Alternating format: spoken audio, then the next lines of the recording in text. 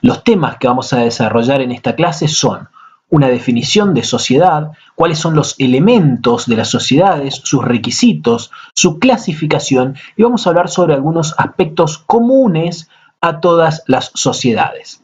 Vamos a empezar hablando un poco sobre sociedades. Y las sociedades comerciales básicamente son los sujetos jurídicos que llevan adelante la actividad empresarial.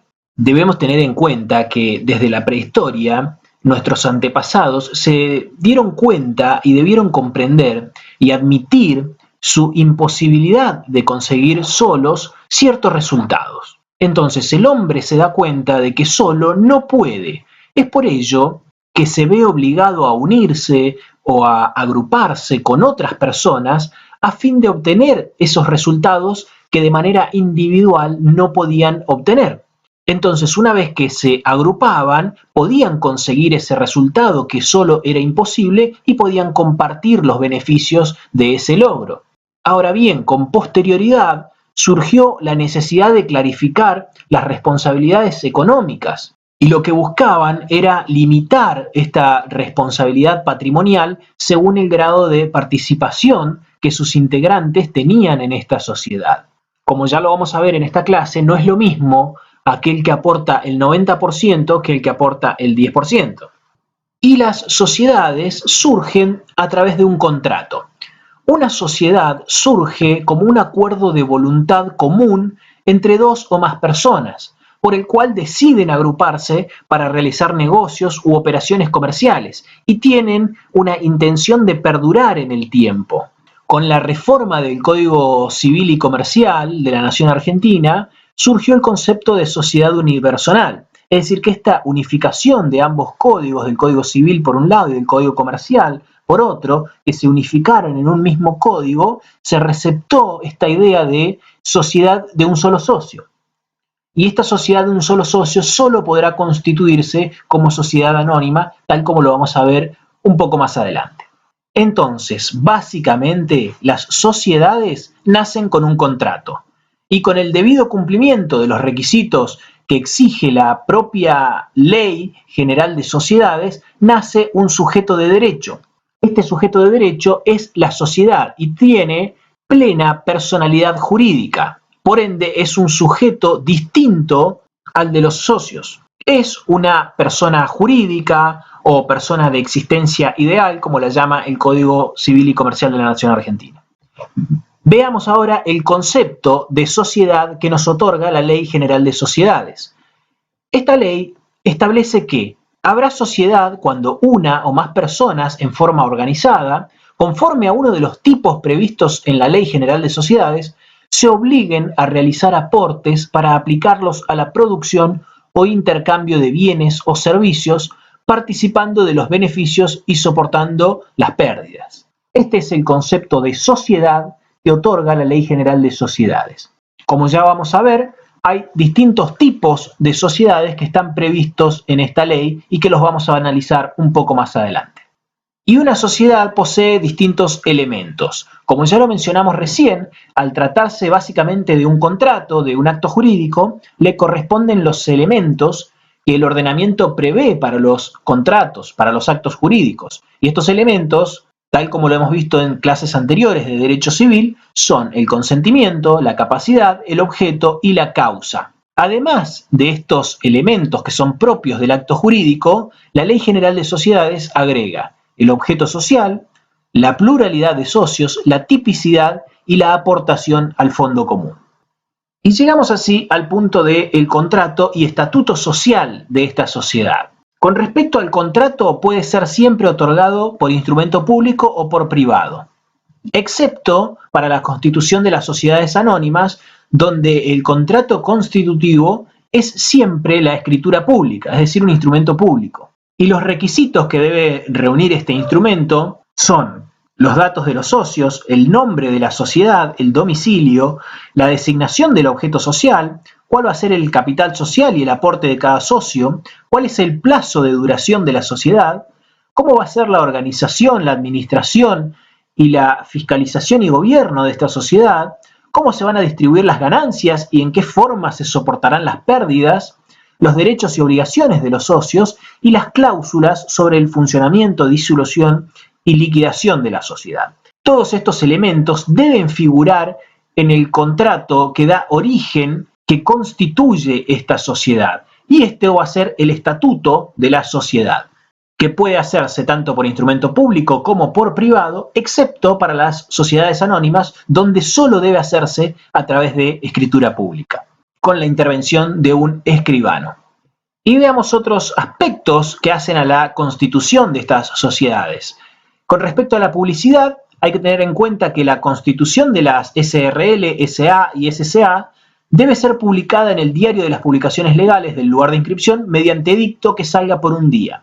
Es decir, para estos tres tipos societarios es necesario publicar un edicto por un día detallando una síntesis de su constitución que incluya los socios, cuál es el objeto social y otras cuestiones que es necesario publicar por un día en edicto. Con respecto a la inscripción, hay que tener en cuenta que corresponde inscribir el contrato social en el registro público del lugar donde se está inscribiendo esta sociedad y que cambia de acuerdo a la provincia donde se inscriba esta sociedad. Y hay un tema que es la regularidad. Y una sociedad que está ajustada a un determinado tipo de los que figuran en la Ley General de Sociedades y que da cumplimiento a todos los requisitos legales y que está inscripta, es una sociedad regular con todos los efectos y beneficios que otorga la ley. Veamos ahora cómo se clasifican las sociedades. Encontramos por un lado sociedades informales, que son sociedades irregulares, y hay otras sociedades de hecho que tienen un objeto comercial, y encontramos a las sociedades regulares. Las sociedades regulares las vamos a dividir en tres: sociedades de las personas, de cuota partes y de capital. En la clase siguiente vamos a analizar cada una de estas sociedades. En esta clase solamente nos vamos a limitar a dar aspectos que son comunes tanto a las sociedades informales por un lado como a las sociedades regulares por otro lado. Así que ya sabes que si querés saber cuáles son las características, beneficios y desventajas de cada una de estos tipos de sociedades, tenés que dirigirte a la clase siguiente. Veamos entonces los aspectos comunes a las sociedades informales. Las sociedades informales dijimos que las podemos clasificar en dos. Por un lado, las sociedades irregulares, que nacen con intención de ser regulares, pero que en algún momento y por algún motivo se rompe ese camino hacia la inscripción y siguen funcionando como sociedades irregulares. Y tenemos por otro lado las sociedades de hecho con objeto comercial.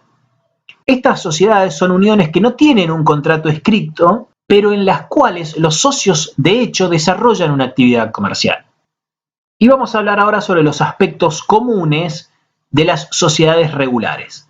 En las sociedades regulares encontramos a los socios, que son las personas físicas o jurídicas que forman parte de una sociedad. Sin importar el tipo de sociedad, vamos a encontrar socios en cada una de ellas. Y en cada uno de estos tipos de sociedades regulares, los socios pueden ser tanto personas físicas o personas humanas, como personas jurídicas o personas de existencia ideal. Es decir, una sociedad anónima puede ser socia en otra sociedad anónima. Y hay un tema muy importante con respecto a los socios, que es la capacidad para integrar sociedades. Y básicamente es necesario que estas personas puedan obligarse contractualmente. Tal como lo mencionaba recién, una sociedad puede ser socia, los cónyuges entre sí pueden integrar todo tipo de sociedades, y hay una cuestión con respecto a los herederos menores. El menor, que al recibir una herencia se transforma en un socio de una sociedad, deberá hacerlo únicamente con limitación de responsabilidad.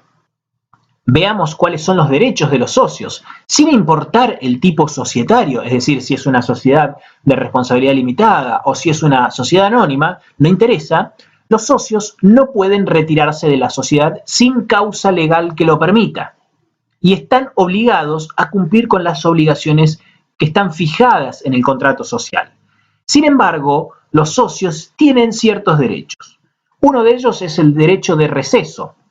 Y este derecho de receso es el derecho de vender su parte. Además existe el derecho de preferencia. El derecho de preferencia es el derecho de adquirir las participaciones societarias cuando las transfieren los otros socios o o de suscribir las nuevas participaciones que deben emitirse por los aumentos de capital, con preferencia frente a los terceros para poder mantener su porcentaje en la participación social. Y finalmente, otro de los derechos de los socios es el derecho de acrecer. Este derecho es el que permite que cuando un socio no ejerce este derecho de preferencia, los otros socios pueden adquirir o suscribir esa parte también con preferencia a los terceros no socios. Entonces, supongamos que estamos ante una sociedad, no importa el tipo, y esta sociedad tiene 10 socios. Todos los socios tienen un derecho de receso, que es el derecho de vender su parte. Ahora supongamos que hay 2 socios que van a vender su parte. Bueno, el resto, los otros 8 socios, tienen el derecho de preferencia. Es decir, que esos 8 socios pueden adquirir esta parte con preferencia sobre terceros que no sean socios. Ahora bien, supongamos que hay de estos 8 que tienen el derecho de preferencia, solo uno que quiere comprar estas 2 partes. Los otros 7 no están interesados en comprarlas. Entonces, este único socio que tiene la intención de comprar esa parte tiene también el derecho de acrecer, que es el de hacer uso a la preferencia que no están utilizando los otros 7 socios, para así quedarse con las 2 partes que estaban vendiendo estos 2 socios. Y todas las sociedades, como ya lo estábamos mencionando, sin importar su tipo, tienen distintos órganos. Encontramos por un lado el órgano de gobierno, que es el encargado de resolver los temas extraordinarios y de disposición y de designar y aprobar las gestiones del órgano de administración. Por otro lado encontramos al órgano de administración, que es aquel que administra la sociedad y debe hacerlo dentro del objeto de la sociedad y cumpliendo las instrucciones dadas por el órgano de gobierno. Encontramos también en todas las sociedades el órgano de representación legal. Y este órgano es el que representa a la sociedad y válidamente puede obligarla en sus acuerdos o compromisos con terceras personas que contratan con ella. Y finalmente, todas las sociedades tienen un órgano de fiscalización. Este órgano de fiscalización es quien controla a los restantes órganos. Siguiendo con los aspectos comunes a todas las sociedades regulares, hay ciertas cuestiones que importan a todas las sociedades. Por ejemplo, la transformación. Esto se da cuando una sociedad regular adopta otro de los tipos previstos por la ley. Es decir, que tenemos a un tipo de sociedad que pasa a ser de otro tipo. Por ejemplo, una SRL que se transforma en una sociedad anónima. Encontramos también la disolución de la sociedad. Y la disolución se produce en un único instante y solo por haberse producido una causal de disolución que figura en el estatuto social. La resolución parcial. Esta resolución parcial afecta únicamente la relación de un socio con la sociedad y extingue solo esa relación, manteniendo vivas las restantes relaciones. La exclusión de socios se da cuando la sociedad, por justa causa, excluye a uno de sus socios. Y finalmente la liquidación, que luego de operada la disolución que dijimos que se produce en un instante, es necesario realizar el activo, es decir, cobrar las deudas, cancelar el pasivo, es decir, pagar lo que la sociedad debe y repartir una diferencia, si es que hubiera, proporcionalmente entre los socios. Finalmente, también puede darse una fusión o escisión de sociedades regulares. La fusión puede dividirse en una fusión propiamente dicha, que es cuando 2 sociedades se disuelven sin liquidarse para formar una nueva sociedad distinta de las anteriores, pero que continúa con todos los derechos y obligaciones contraída previamente por las sociedades fusionadas.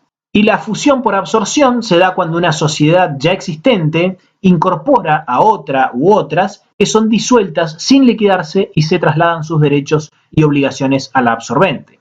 Y la escisión es cuando una parte de la sociedad se desprende. Entonces, una sociedad sin disolverse destina parte de su patrimonio a fusionarse con otras sociedades existentes o a participar con ellas en la creación de una nueva sociedad. También puede darse que una sociedad, sin disolverse, destine parte de su patrimonio a constituir una o varias sociedades. Y puede darse también que una sociedad se disuelve sin liquidarse para constituir con la totalidad de su patrimonio nuevas